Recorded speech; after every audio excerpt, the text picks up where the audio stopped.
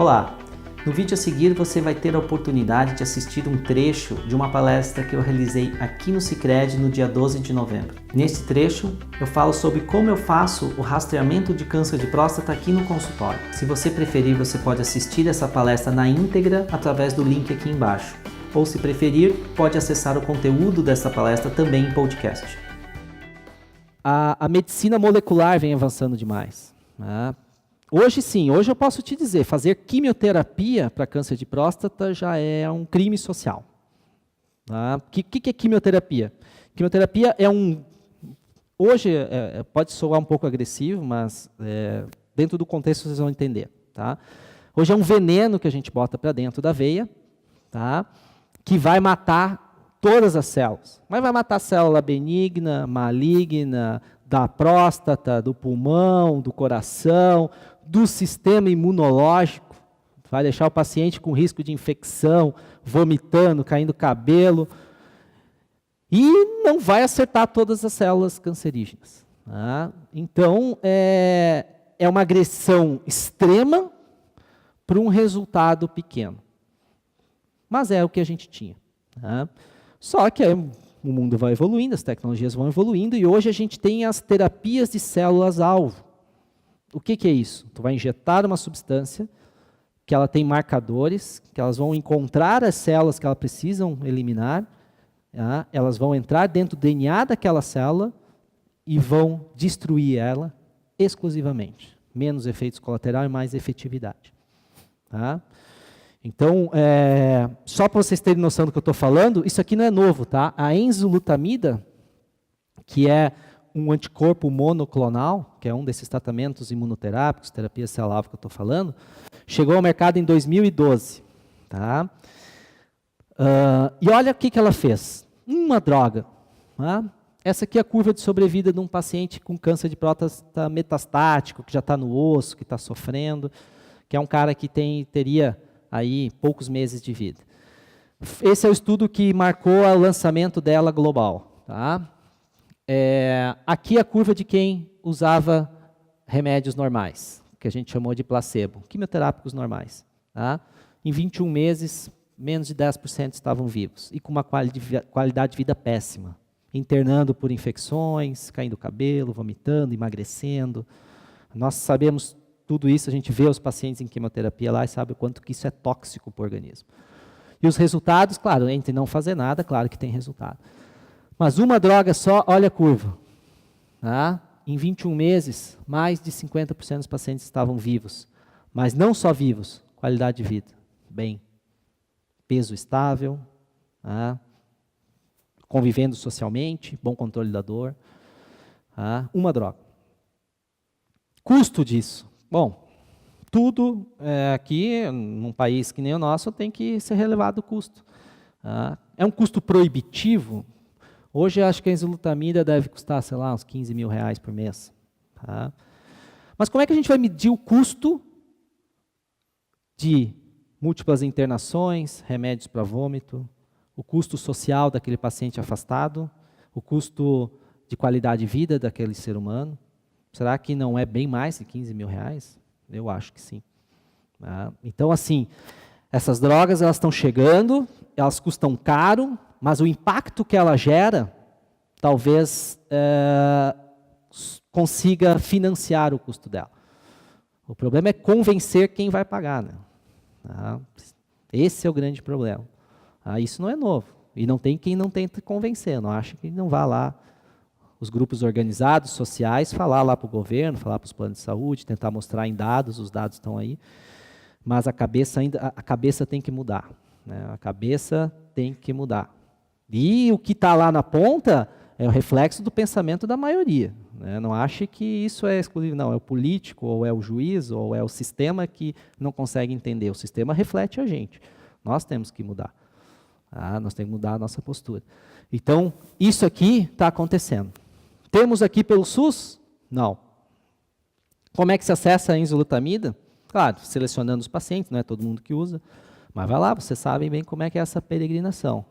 Vai lá no Ministério Público, vai no juiz, demora, se constrange. Vocês já pensaram? Está doente, tua vida está em risco, tu sabe que tem um remédio que faz essa mudança aqui, e tu tem que ficar indo lá, no juiz pedir o teu direito. Vocês já pensaram como é que essa pessoa chega em casa depois de responder um não, ou uma demora, ou um telefone que não toca? E passa um dia, e passa 2, e passa uma semana, e passa um mês, e tu sabe que as tuas células estão crescendo, e o telefone não toca, e o juiz não assina o papel. Eu acho isso difícil. Tá? Então a gente tem que mudar um pouco os nossos conceitos e se colocar um pouco na pele. Isso pode acontecer com todos nós em algum momento. Tá? A Liga, isso que a Liga faz, tá, é essencial. Tá? Eu já vi isso aqui vezes 1000 lá em Barretos, e eu sei o quanto isso pode transformar a vida de uma região, de uma comunidade. Tu transforma a vida de uma pessoa, talvez não repercute tanto, mas de uma, de 10, de 100, de 1000, te garanto que o impacto não é só na vida daquelas pessoas, começa a ter um impacto em toda a comunidade ao entorno delas. Então, se evoluiu a cirurgia, evoluiu também para pacientes em estágio de câncer metastático. Aquele senhorzinho de encruzilhada que senta na minha frente, que eu sei que a chance dele estar vivo em 5 anos é baixa, poderia ser bem diferente se a gente tivesse direcionando o recurso certo para o lugar certo. E é isso que eu queria falar um pouquinho mais tarde. Chegando agora a finaleira, tá? Os recados finais, e eu vou começar a responder a tua pergunta. Tá? Estamos aqui devido ao Novembro Azul. Todo mundo sabe que, chegando próximo aos 50 anos, tem que ir lá no urologista fazer o toque retal, o PSA.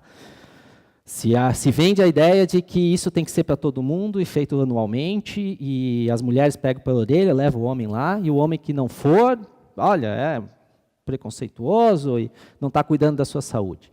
Tá? Eu acho isso, o Novembro Azul e a questão do rastreamento, extremamente necessária, por 2 motivos. Primeiro, porque a gente vive num país que apenas 40% das pessoas, dos homens nessa faixa etária, foram a um médico. Não com o intuito só de responder a pergunta ou sofrer o toque retal, mas ir a um médico. Quando um paciente chega lá aos 60 anos da vida, é a primeira vez que ele entrou num médico, abre-se um portal ali, eu tenho que utilizar daquele momento mágico para fazer o máximo possível, porque não é só a próstata, não veio uma próstata andando até ali. Veio um ser humano que tem um coração, que tem um pulmão, que tem uma pressão arterial, que tem uma glicemia. Então, é convidar a vir e bater de maneira publicitária num item que botar medo para poder trazer. É irracional, mas na cultura que a gente tem hoje no Brasil é ainda extremamente relevante. E segundo, sim, o rastreamento utilizado com bom senso e discutido com o paciente os riscos e benefícios, mas tem risco de fazer rastreamento? Tem risco. Tem risco de tu sofrer uma biópsia desnecessária, né? Tem risco de diagnosticar um câncer que talvez não vá te matar, tem risco até de ser operado que não precisava. Tem esse risco. Né? Ficar fazendo PSA 3, 4, 5 vezes por ano, tem risco? Se não fizer isso com bom senso, entender a ferramenta, saber para quem aplicar e o método que tem que aplicar, e tu não for pragmático nisso, tu vai agregar algum risco sim. Então tem que ser construído individual. Eu acho que é errado e está correto é a forma que era feito, igual para todo mundo de maneira populacional. Tá? Nós, urologistas, a medicina já entendeu que não é assim que funciona, é individual. Tu tem que individualizar, discutir e formar com o paciente a opinião se a gente vai fazer rastreamento ou não e definir os critérios de rastreamento. Mas, então, para que servem esses critérios aqui? Homens sem antecedente familiar a partir dos 50 anos, homens com fatores de risco a partir dos 45 anos, esses fatores de riscos. Para quê? Para ir lá no urologista e definir se vamos fazer ou não, como vamos fazer, com que ferramentas vamos utilizar. Não é mais para fazer PSA e toque retal todo ano. É para ir lá e construir uma forma de fazer rastreamento individual para cada um. É um convite a vir até o urologista. Aqui eu botei como é que hoje eu raciocino o rastreamento. Tá? Primeiro, eu acho que eu seleciono o paciente. A seleção é feita principalmente com critérios nos fatores de risco. Tá? Sempre falo, um paciente com 50 anos de idade, tá? Faço os exames, está todos normais. É um paciente caucasiano, né? Não é um paciente afrodescendente. É um paciente sem histórico familiar. É um paciente que está bem, está no peso, cara que se cuida, se alimenta bem, ou seja, não tem aquele fator de risco. Eu falo tranquilamente para ele, olha, volta daqui a uns 3 anos aí. entre hoje e daqui a 3 anos, não vai mudar muita coisa. A agressão que tu tem não vai ocorrer nesse período. Agora chega lá, paciente afrodescendente, diabético, obeso, PSA já meio alterado. Ah, não, tu vem aqui, senta aqui, nós vamos te acompanhar de perto aqui, tu não tem escapatória. Eu vou te olhar com mais frequência, nós vamos fazer mais exames, talvez a gente tenha que pedir uns exames um pouco mais para frente, e a gente vai ter que construir uma forma de te monitorar diferente. Então, é individualizar, através da seleção. Depois, programar, é isso que eu falei. Programar os intervalos de acordo com o risco e, principalmente, iniciar as medidas preventivas. Alimentação, diminuir ingesta de gordura, exercício físico, iniciar uma atividade física periódica. E eu sempre falo aos pacientes, não é para fazer 8 ou 80, né? Geralmente a gente assim, não, sair do médico, faço a dieta, entro na academia, vou me transformar em um mês. Não é isso que vai mudar, porque tu vai se transformar em um mês e em 2 meses tu vai abandonar. Ninguém consegue se reeducar hábitos da vida inteira em um mês só. Tu tem que ir aos poucos adquirindo esse hábito. Né? Uma coisa de cada vez, eu sempre falo para os pacientes, uma coisa de cada vez. Vamos começar com a alimentação. Organiza uma alimentação de cada vez. Organiza o teu café da manhã, depois organiza a tua janta. Organiza os teus hábitos de consumo de álcool. Ah, não pode beber? Não pode, mas te organiza. Te organiza a ser disciplinado em relação à quantidade, à frequência. Ah, eu fumo. Hoje nós temos terapias antitabágicas sensacionais. Não tem cachoeira, ninguém faz. Bom, eu estou dizendo que existe. Existem terapias antitabágicas com grau de sucesso muito alto. Acompanhamento psicológico, remédios, etc., uma série de coisas. Então vai, e tem que ser para ontem? Não. Tu está com 50 anos de idade, vai te organizando, para quando chegar aos 60, tu já está introduzido esses hábitos na tua vida. Então é uma transformação devagar. E as medicinas preventivas, essas atitudes, elas fazem diferença. Tá? Gerar dados, né? Viu que eu já estou falando isso repetitivamente, mas eu acho que isso é a maior urgência. Tá? Gerar dados é armazená-los e compará-los com o futuro. Isso é de extrema importância. E, principalmente, depois, num segundo momento, compartilhá-los. Tá? Eu acho que a tecnologia está aí, provavelmente isso vai evoluir, mas a gente vai ter que compartilhar os dados. Os dados não são meus, os dados são do paciente. Nessa feira que eu fui, só vocês terem ideia, tem agora uma pulseirinha que serve como um token. Chega lá no consultório, quando passa ali, abre todos os dados para mim. Quando termina a consulta, aqueles dados ficam registrados na nuvem para poder acessar e ficam registrados no token do paciente também. Então, ele carrega esses dados para onde ele for. Se um dia ele mudar de cidade e for consultar um outro urologista que esteja dentro dessa plataforma, não vai ter que trazer aquela sacolinha, que todo mundo entra com a sacolinha lá. Imagina, tem uma consulta, tem mais pacientes, entra a sacolinha, começar a abrir a sacolinha, registrar a sacolinha, tem exame lá, não, em 1982 eu fiz um exame, está aqui já meio borrado, entendeu? Então vai lá, está tudo. Então isso é essencial, por quê? Porque a medicina de precisão ela precisa de dados. Então gerar dados é importante no rastreamento e no segmento, e tomar decisões. Tá? Isso é muito importante. O paciente, quando entra em rastreamento de câncer de próstata, ele tem que saber que, em algum momento, nós vamos ter que tomar decisões.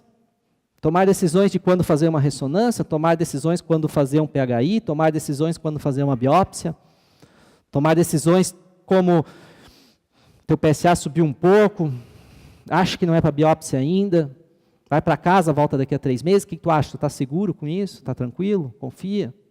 Então, trocar informações e tomar decisões. Fazer rastreamento é tomar decisões. Não é chegar lá, eu sempre falo, a medicina não é mais aquela coisa daqui desse lado da mesa e daquele lado da mesa.